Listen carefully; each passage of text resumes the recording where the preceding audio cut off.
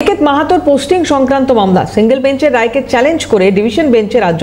বিচারপতি তপব্রত চক্রবর্তীর ডিভিশন বেঞ্চে আবেদন। বিচারপতি তপব্রত চক্রবর্তীর ডিভিশন বেঞ্চে মামলার অনুমতি আর্জি করে চিকিৎসক।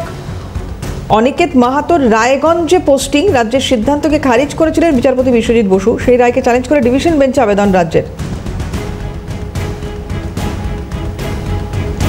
অনিকেত মাহাতোর পোস্টিং সংক্রান্ত মামলা সিঙ্গেল বেঞ্চের রায়কে চ্যালেঞ্জ করে ডিভিশন বেঞ্চে রাজ্য। বিচারপতি তপব্রত চক্রবর্তীর ডিভিশন বেঞ্চে আবেদন এবং মামলার অনুমতি।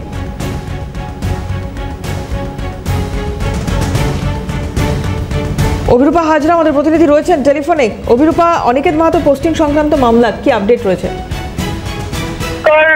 কাণ্ডে প্রতিবাদী মুখ অনিকেত মাহাতো সহ তার আরো দুই কলিগের বদলির নির্দেশিকা দিয়েছিল স্বাস্থ্য দপ্তর। তার মধ্যে অনিকেত মাহাতোর মামলা আলাদা করে শুনেছে কলকাতা হাইকোর্টের বিচারপতি বিশ্বজিৎ বসু এবং তিনি নির্দেশ দিয়েছিলেন যে অনিকেত মাহাতোর যে বদলির নির্দেশিকা স্বাস্থ্য ভবনের সেটা খারিজ করে তাকে আর্জি করেই পোস্টিং দিতে হবে, আর্জি করেই তিনি কাজ করতে পারবেন, এমনটাই নির্দেশিকা দেওয়া ছিল।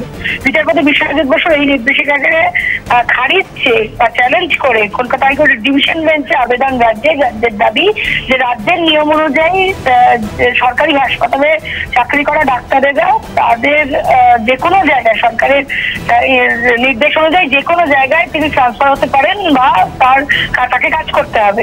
এই নিয়মাবলী মানা হচ্ছে না, আর সেই কারণেই সিঙ্গল বেঞ্চের নির্দেশিকাকে চ্যালেঞ্জ করে ডিভিশন বেঞ্চে আবেদন রাজ্যে এবং রাজ্যের এই মামলা দায়েরের অনুমোদন গ্রহণ করেছে কলকাতা হাইকোর্টের বিচারপতি তপব্রত চক্রবর্তীর ডিভিশন বেঞ্চ। বলা হয়েছে মামলা দায়ের হলে শুনানির সম্ভবত পুজোর ছুটির পর এই মামলার শুনানি হতে পারে।